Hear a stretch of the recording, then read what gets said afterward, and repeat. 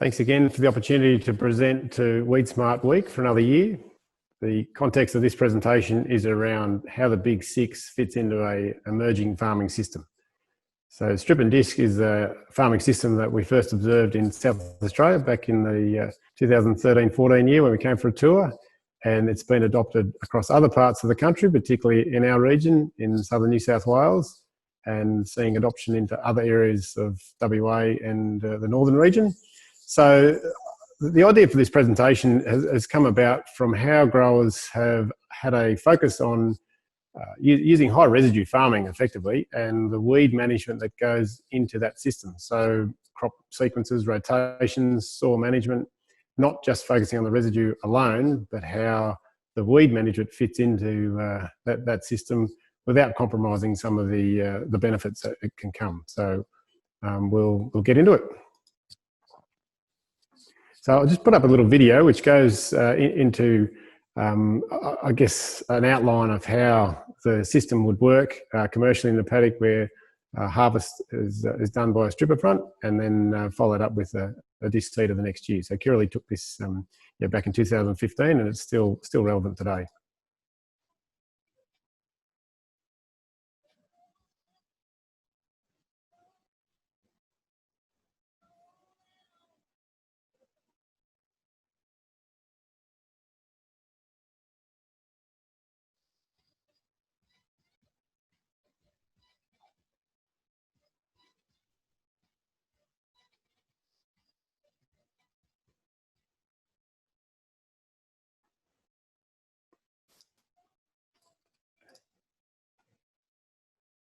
So hopefully the video gives a bit of a visual of how it actually looks in the paddock from an operations perspective.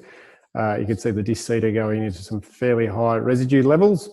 But to take a step back, I'll just go back, what is strip and disc and how does it actually work and how has it evolved more so? So there's a product, a harvester front called the Shelbourne Reynolds, which is made in the UK. That goes on the front of the header in contrast to a draper front. So it just plucks the grains from the top of the head in a cereal situation. So it's a really high harvest.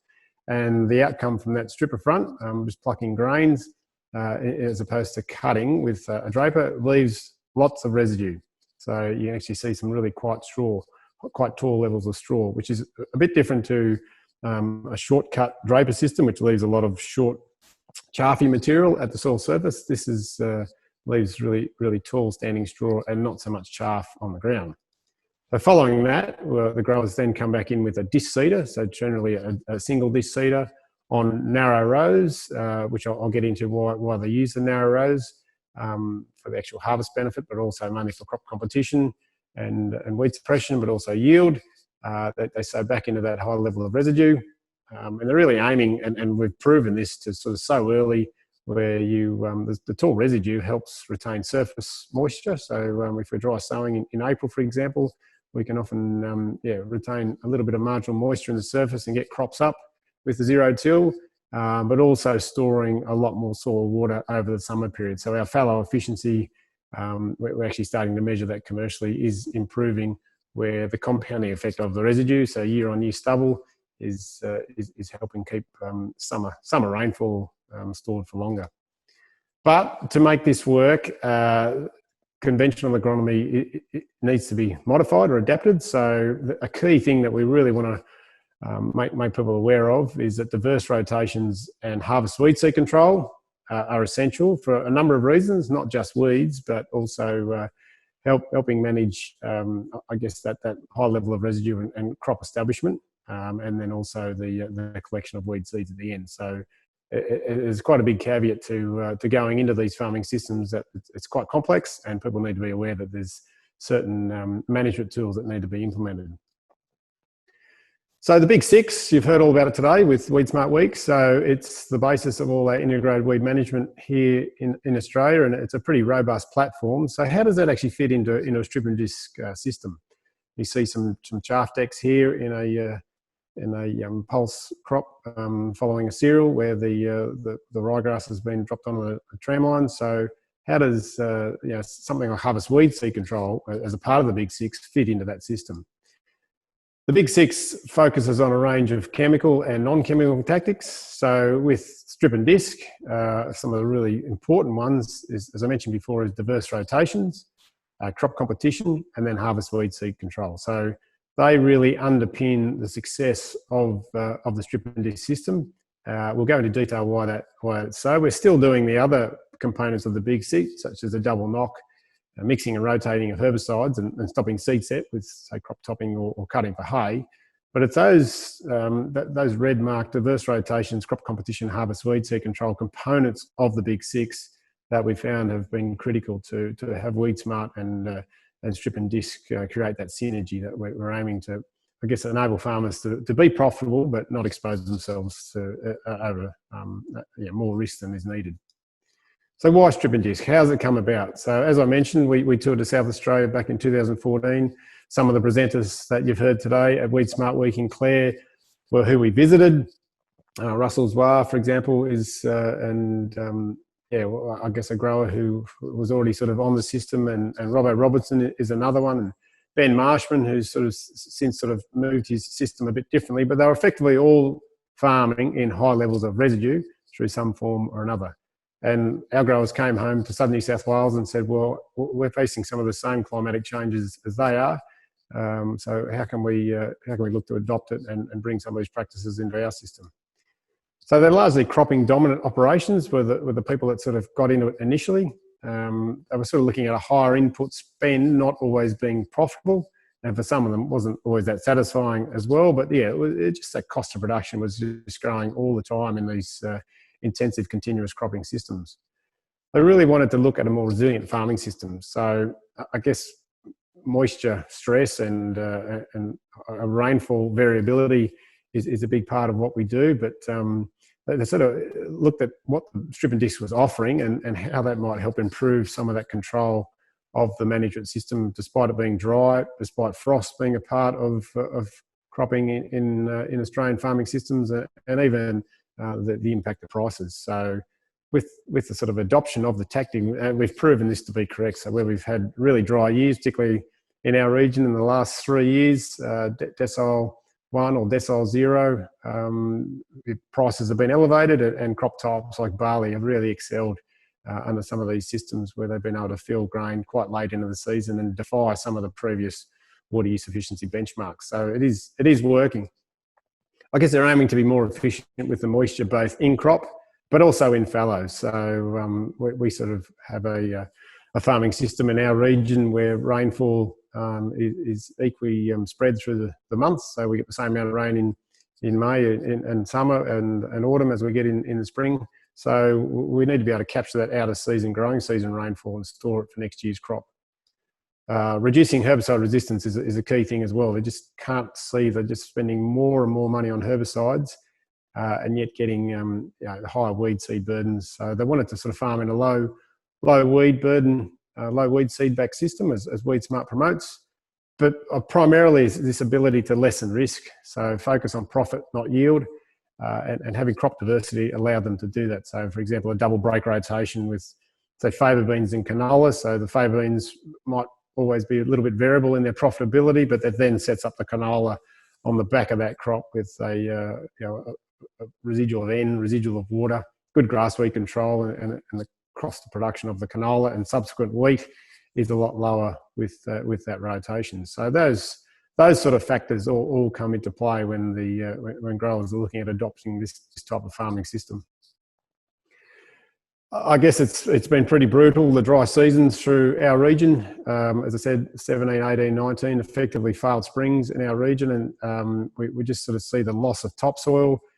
It's been improved winter growing season rainfall in the eastern seaboard this year, but we just can't forget the loss of topsoil that we saw through these last 3 years. And it was as if we were back in the 50s and 60s. We just, dust storm after dust storm. So that just reminds us how fragile our systems are if we don't manage them correctly. And that's a photograph taken from Ardlethan only last year. And that was a new property purchase, which has sort of since had quite a lot of improvement done. But that's how bare it can get. So I guess the strip and disc, how's it actually evolved? How's it come about? And I've called it a niche system. So I put it out there early that it is complex, and for a lot of farmers and even advisors, it's just something that they won't entertain given some of the risks and complexity that come with it. So here's a really good photo from Peter Bache up in the Darling Downs of Queensland.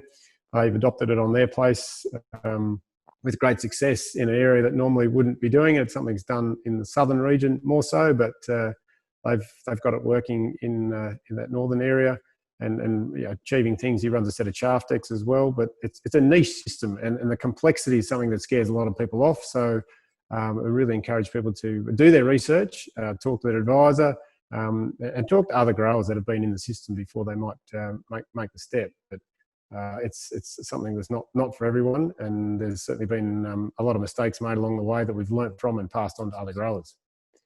So in terms of the evolution, I guess the no-till side of things, people are doing stubble retention. Summer fallow and pre-em herbicides have been widely adopted successfully.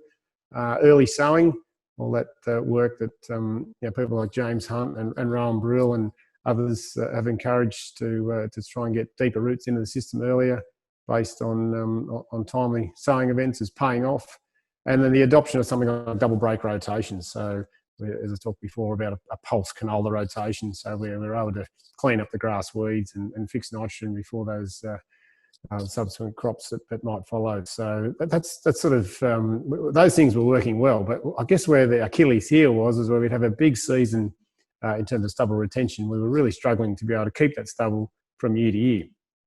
So disc seeding came about, where we were looking to initially keep stubble, but secondly to be able to dry sow. A large proportion of our crop area is dry sown in sort of medium and heavy textured soils. So we basically start on the 1st of April, and the whole program in some years can go through to mid-May and be sown completely dry. But with disc seeding, we were sort of minimising the clods and some of the challenges that other seeder configurations were causing. And also the adoption of CTF complemented that as well. So we were able to maintain machinery on permanent lines and minimise that effect of compaction in the system. I guess what really sort of fell over in some of the early days of disc seeding was a lack of crop competition. So the crop architecture is quite different in a disc system. So you see crops sown with a tine, for example, will generally have a lot more vigour, early dry matter production, because you've created a physical disturbance of the soil below the seed row, so the crop establishes much quicker. Whereas in a disc system, it's zero till, so basically it's scratched in the ground at a set depth, and the roots have to do a lot of the work. So we found that in a disc system, the wide row system, for example, were not conducive to weed competition. So we thought, well, as we saw in South Australia at someone like Russell's Wild's place, for example, he was on 7.5-inch rows running a disc seeder. His crop competition, his density in terms of crop yield potential was fantastic. So there's a lot of synergy between disc seeding and narrow row spacing, and that sort of continued to this day. The next step is, and this is probably being done in the top sort of section as well, but it's that ability to implement crop topping and harvest weed seed control. So as we've probably had a little bit less ability to use some pre-emergent herbicides in a higher residue farming system, is bringing in other tools like crop topping late season for any weeds that have got through, and then cleaning them up with harvest weed seed control, be it on a chaff lining or a mill system. And then finally, believe it or not, rather than being the first part of the system, is the stripper front. So I guess in terms of people wanting to adopt, I guess the stripper or the high residue farming, we'd encourage you to look at the disc seeding rotation sequences, weed seed management process first, and then pull the stripper front in last. Because it is probably the easiest part to adopt, largely in terms of complexity. It goes on the front of the header. A few changes internally to different machines help it to perform to its potential, but I would always encourage people it would be the last thing. Get your high residue farming system working previous to the purchase of a stripper front. So the strip and disc, I guess, like we talk about disc seeding, the first step is that zero till, retaining stubble. So you're aiming to, as you have a diverse rotation, you might go from wheat, barley, to sort of pulse canola. So during the pulse and canola phase, the amount of residue retained is generally very low. So if we can keep that cereal stubble through wet and dry years, it actually sort of holds us in good stead for that ability to maintain marginal moisture at all times of the season. So we really think stubble and ground cover is a key component of capturing marginal moisture, but also helping improve mineralisation and the like. So that's retention of soil moisture at sowing. Again, it's sort of about calendar sowing. We're really trying to get a lot of crops in early or timely. So we're sort of mitigating frost and heat depending on the phenology. So we're not exposing the crop to more frost risk if we're getting them up earlier. If we can grow winter wheats, for example, in a frostier zone rather than a spring wheat. So it's some really good research around that whole space that people like Kenton Porker and Felicity Harris have focused on managing phenology relative to sowing time. A big one in our medium textured soils is no clods. So in tine systems with dry sowing in the autumn period, for example, we do get a lot of clods which can compromise establishment, but also compromise pre-emergent efficacy. So when we've gone to a zero-till, a disc seeding system, we've been able to drop the presence of those clods out of the system, which helps improve the aggregate stability of your soil as well. And then, as I mentioned before, the final piece to the disc seeding is the narrow row spacing. So it achieves a number of things. There's been a lot of studies on this, but you're aiming to improve your yield with narrow row spacings, weed competition, and ground cover. So this is probably one that's a little bit overlooked, but in some of the northern farming systems, it's been a bit of a battle with crop sequences on wide row spacings. So where I might have chickpea or fallow combined with cereals, and the cereals on wide row spacing. So I've actually seen a decline in fallow efficiency in those areas where ground cover has really been restricted in dry years. So they've grown really poor cereal crops on wide rows. So subsequently, fallow efficiency or the ability to capture moisture and store it and then convert it into grain has declined. So when we've been on narrow rows, inadvertently, we've seen an improvement through the ground cover and subsequent fallow efficiency, so making that soil water available for longer. It is quite important with disc seeding. Again, I said it's a niche system and people need to be aware that it is such. It's high cost to capture some of the benefits that are being promoted. You really need to focus on the detail. There's a lot of really good information that's out there from growers and a number of providers, but we've learnt from the Americans in this space, people like Phil Needham and Exapta. So they've been using, I guess, single disc seeding systems for a long time in North America. So they sort of, taught us around this sowing starts at harvest, having that residue spread, having choppers and knives in the header that are actually sharp and usable so you can spread, especially in a CTF system. Penetration, so the discs are actually creating a consistent seed depth, and we've seen the adoption of hydraulic downforce as pictured in this slide. So it's maintaining a constant downforce. Things like sharp discs, seed firming wheels, and the ability to close the furrows. So you can see a crumble wheel on the back of that disc unit as opposed to a cast wheel that just bounces along and is largely ineffective. We really want to set these machines up to be a precision seeding implement to achieve some of the outcomes that we're after. There are challenges. Here's a really good example of some of the challenges. There's a poor spreading job.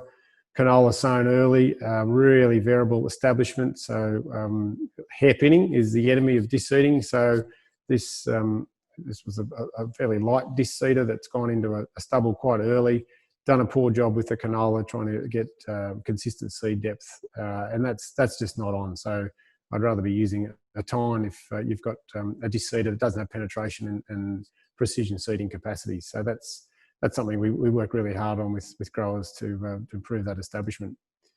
Hairpinning, like I said, is effectively where the chaff, the stubble gets pushed into the row by the disc and the seed gets placed on top of that. So we sort of find if you've got,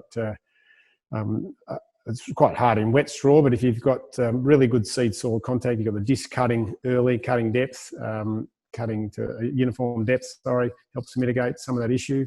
Wet clay, so it's been a battle in wetter sowing seasons, so just having a sowing plan where you can get crops in early before some of those wetter clays might be prone. Soil amelioration, so we use a lot of gypsum on our sodic clays to help mitigate some of that surface stickiness.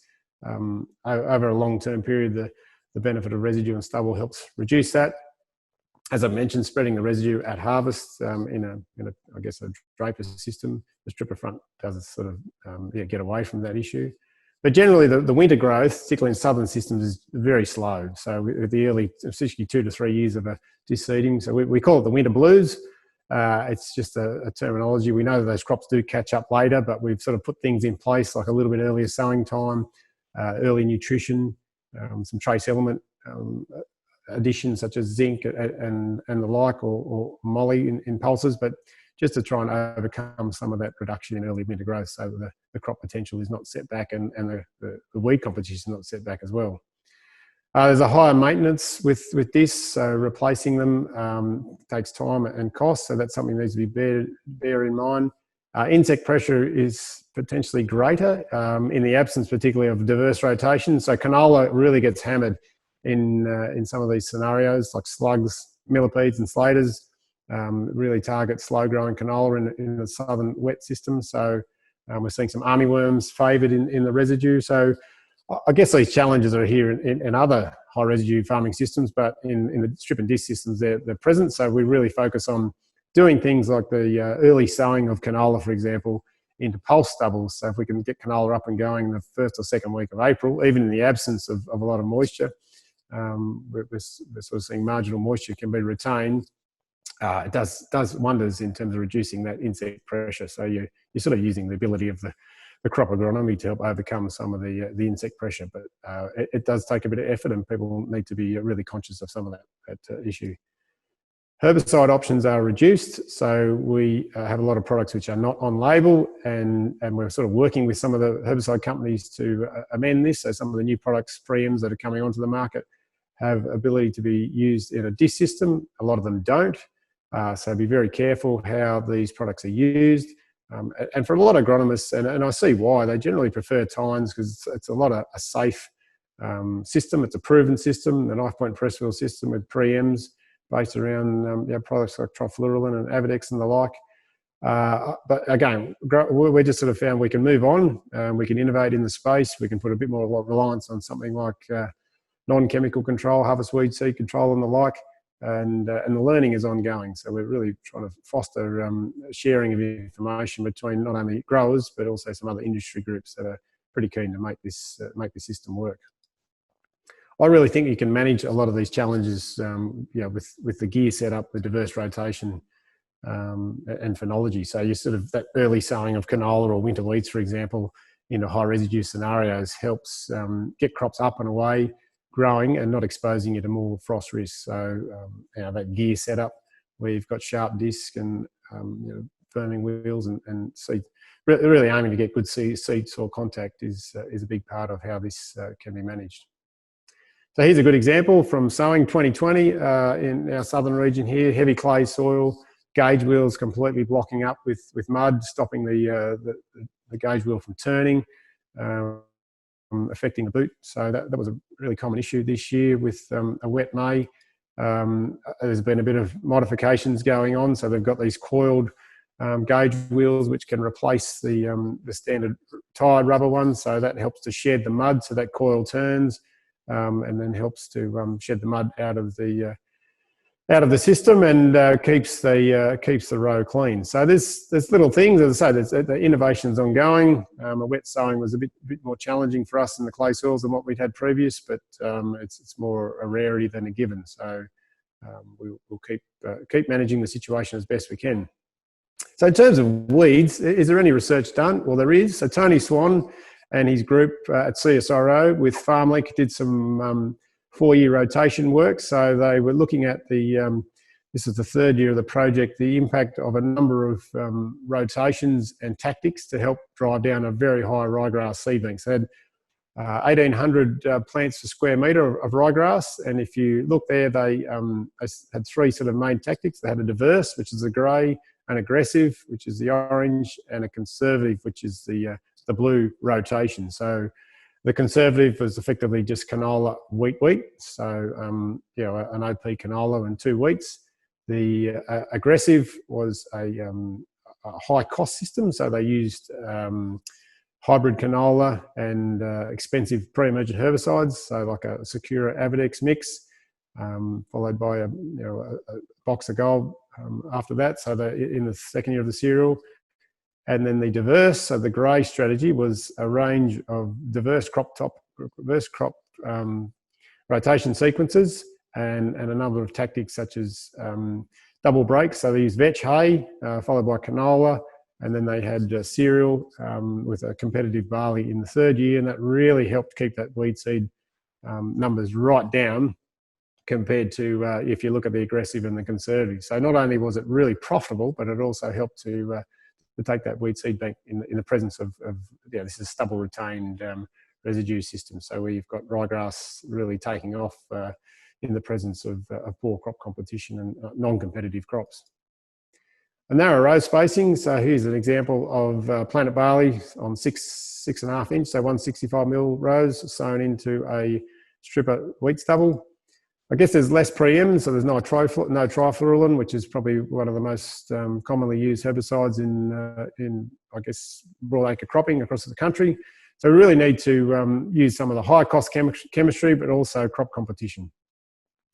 There's a lot of work that suggests there's higher cereal and canola yields. So the old rule of thumb of 1% higher yield per inch narrower. The other thing we're seeing is it's this early shading of the soil. So the crop on, I'll say 6 or 7.5 inch gets up, and the actual green rows help shade the soil and reduce evaporation. So in some of the stripper stubbles, we've seen carryover stubble on these narrow row systems really help with the amount of temperature fluctuations. So in February 2017, one of our dry summers, the air temperature was 42 degrees, bare soil. Adjoining the stubble was 52 degrees, and then under the stripper stubble it was 32 degrees. So I guess you say, well, what difference is that going to make really? When it rains, it rains. But what we've sort of found when we have marginal rainfall events in the autumn, which are really common, that marginal moisture is retained under that stripper store because it's so much cooler. So John Broster and his team from CSU in their second year of measuring this, and they've got a number of research trials set up across our region looking at the influence of stubble in different managements with stripper, cut and baled as well. So that's some really good work that CSU were doing. But also the narrow rows from the back of some of Michael Walsh and John Broster's work show that it can assist with harvest weed seed control. So the weeds seek the light. So you look at wild oats or even ryegrass, for example, seeking to get into the upper canopy late season. So it actually has them sitting up as opposed to some wider row observations where the weeds can actually sort of lodge and fall down and be not able to be caught with a harvest weed seed system. This is proven data from Michael Walsh and John Broster that narrow rows help catch your weed seeds. But also for yield and weeds, so you've got that 1% increase in yield per inch narrower. So Glenn Reithmother from WA had that 29 years of data. You've also got the Graham Centre monograph from CSU, 160 trials. Guy McMullen, New South Wales DPI in the northern region, has shown there's between a $6 to $16 a hectare loss per centimetre increase in row spacing. So as you go wider, you're losing an average of around sort of $10, $11 per hectare. So it's significant, and when it's cumulative and all those other factors like fallow efficiency and weed competition come into it, not just weeds, it's quite important. So there's the weed competition data. Chris Preston's really been thoroughly researching this for a long time. Early sowing plus a pre-em and hybrid canola can actually reduce your seed set, and this is really relevant to the growers in the room here at Clare today from South Australia, a reduction in seed set by 50%. So that's I guess the value of 50%, like it's massive numbers. If anyone comes to you and say, here, I've got a product that'll reduce your weed seed production by 50%, we would be absolutely jumping from the ceiling. Yet this quiet work that Chris goes about doing, highlighting his team, that if you sort of put together a package of different tools, you can reduce your seed set by 50%. That's been backed up with some work that Gurjit Gill's done in the last couple of years in wheat and barley across South Australia. So this weed competition data just keeps coming out. I just think we can no longer choose to ignore it. In the northern region, Michael Widerick, he's sort of shown with narrow rows it can reduce the weed seed set and I guess the competitiveness of sow thistle, but also ornless barnyard grass. So I guess the time for me, I see there's so much data, there's so many resistant weeds. So I think whether you need to do it in a disc system or a tine system, it's to look at a shift in thinking the value of row spacing and how you can innovate to capture some of these benefits that researchers have measured time and time again. So step 3 is a stripper front. That's a photograph there of the Shelbourne with the rearwards rotating rotor. So it strips the grain off the head, leaves the head completely intact, including the rachis. 85% of the grain is threshed in the front, and really there's limited chaff going through the header. So it's been used in, I guess, rice initially, but also it's used in a lot of the dry areas of the US and increasingly in Australia as well. So it's a pretty unique configuration, the way those fingers pull the grain from the head. One thing about the stripper fronts is huge capacity, so it can lift from a draper of say 35, 40 tonne an hour up to 50, 70 tonne an hour on say a class 7 or 8 header, which helps reduce timeliness and quality downgrades in a wet harvest. Less fuel, so you're actually using 50% less per hectare or per tonne, so massive savings there. High harvest, so you're just not having to put the header down low and incur that cost with a draper. So there's measured values from John Francis. There's less header wear, less repairs and maintenance on the header because there's just not as much material going through it. And there's no need for a like straw spreading capacity with a MAV or a power cast. So they leave tall stubbles left. There's shading and moisture, so you can really lift that fallow efficiency by 25 to 30%, and we're able to strip weed seeds such as brome and ryegrass. So it's quite an effective technique. So here's an example from our region, the Fox family at Marrar. They have a 42-foot, 12-metre or 12.2 stripper front. So 2016, they were doing Latrobe barley at 6.5 tonne, and at the 8230 12 metres, a draper was doing 35 tonne an hour, so really good yield at 100% engine power, so getting good productivity. Put the stripper front on, 70 tonne an hour at around 60 to 70% engine power, so a big change in the capacity of the header to get that grain off quickly. There are some challenges, like all things, so a bit like the disc seating configuration. So there's issues with grain loss at the front and the rotor, which people need to be really conscious of and manage, and that sort of can make things like mice a lot more prevalent. Setup is critical. There's a lot of, I guess, small things, configuration changes that can be made to get that setup to work properly. Keeping grain away from contractors, for example, they tend not to want to adopt a stripper front, given the cost of a separate sort of header that may only be used by certain clients. And performance can vary with season and the header, so we even see variability with different varieties of wheat, for example. And there's capacity in the sieves that range from very good with a New Holland, for example, compared to a John Deere. So you've got to be really conscious. There's some great farmer network information that's shared amongst the group to sort of help us understand this stuff. So we really want to avoid wide rows. We've seen as the stripper front is used in a wider row system, particularly greater than 10 or up to 12 inch or greater, you tend to sort of knock off quite a few grains to the bottom of the straw, or to the ground. So that's when the narrow rows are there. It actually tends to hold the mass together. So the headed the drum of the stripper front sort of feeds against that constant wall, as you can actually sort of see in the picture, that constant wall of grain coming in. So that's really important. That's an observation we've made that helps complement the benefits of the system. Lastly, there's the cost of an extra front. So you're spending another $100,000 on an extra front. So if you've already got a draper front sitting in the shed, that needs to be quantified. I guess one way we've sort of worked that around is it can basically turn two headers into one with the capacity that you would be getting compared to a draper front. So that's some economics that need to be done. Syndication of draper fronts is something that works quite well, where we're sort of windrowing with the same front in a CTF system, but it still doesn't discount the cost of that extra front in the business. So a couple of growers that are making it work in our part of the world and across the country, Ben and Lou Beck, they've been doing it for a long time. Disc seeding since about 2010. stripper since 2015. So they've got a really strong focus on soil health and diversity. David and Jenny Thompson, so mixed farmers. So they've been really good in sharing a lot of their information and working with Michael Walsh and the weeds research teams.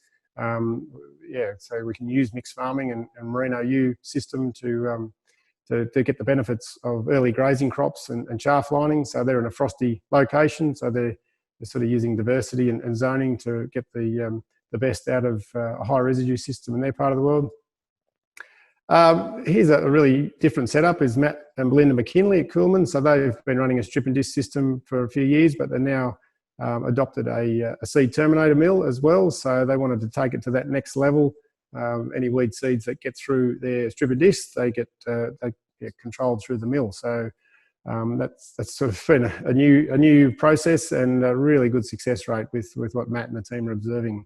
Matt's got a really big focus on diverse rotations and soils and sharing information. So yeah, that's quite key. Another set of growers that are quite new to strip and disc is Mark and Mandy Bowyer from Lockhart in New South Wales. So they've been running an XL bar, and we're one of the first growers to adopt a hydraulic disc unit, and actually worked with a local engineering firm and XL to develop the system, which has since been adopted by other growers. And they've been really happy with the Shelbourne stripper working into their system. The big pulse growers, largely farming on some heavy clay soils, but really wanting to increase that residue to help mitigate some of the downside in dry seasons. But the disc system, particularly the hydraulic, as you see pictured there on the bottom right-hand side, has really improved their crop establishment on some pretty sodic and hard-setting red soil clays.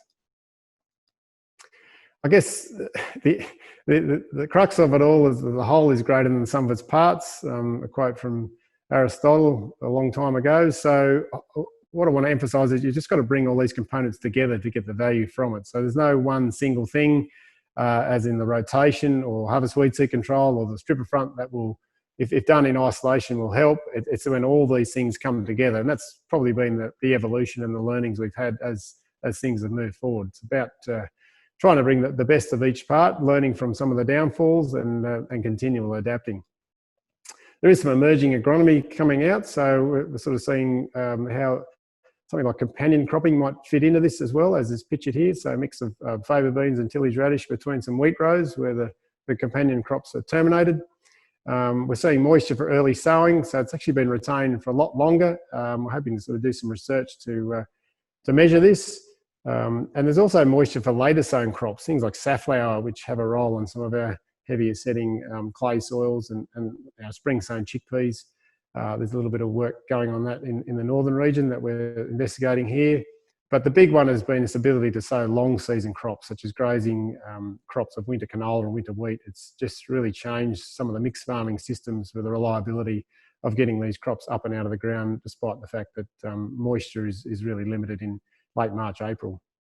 Like I said, companion crops, there's some interest from a number of parties in how the companion crops can be beneficial for helping create different root pathways and nutrient cycling in our soils. Plus, if you have some areas, use a little bit more water in our wettest subsoils and help compete with weeds.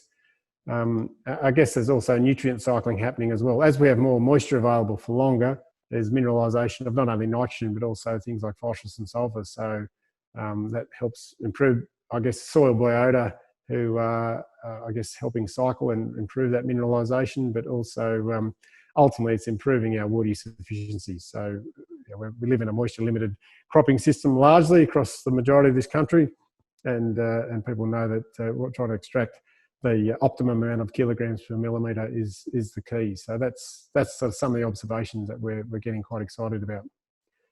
So take-home messages. What do we take home out of all this strip and disc stuff? It has some really good benefits, some pretty strong challenges that obviously people in the room in South Australia would be well aware of. But we're, I guess, from our perspective, keen to work with those challenges. And you've just seen this photograph, Michael Walsh here, who's a really active researcher, been in the harvest weed seed and weed research science area for a long time, saying, well, this is something he thinks has value, so they're trying to capture some of the data around it. So I think that's the exciting thing. There's other partners wanting to come in and learn more as the farmers have got into the journey. So look at the whole system to gain the greatest benefit.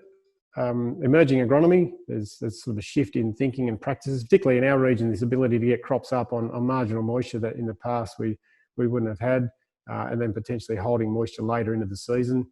Innovation is not without its challenges, and that's where the grower network and sharing of information has just been absolutely remarkable. So from our first trip to South Australia in 2014 to speaking here today in 2020, the grower sharing is just ongoing. And as I said, growers are the leaders in this space, and I think there'll be more data to come as some research groups get involved and look at sort of quantifying some of the things that are being observed. So thank you. I hope that's been valuable, and enjoy the rest of your WeedSmart week in Clare. Thank you.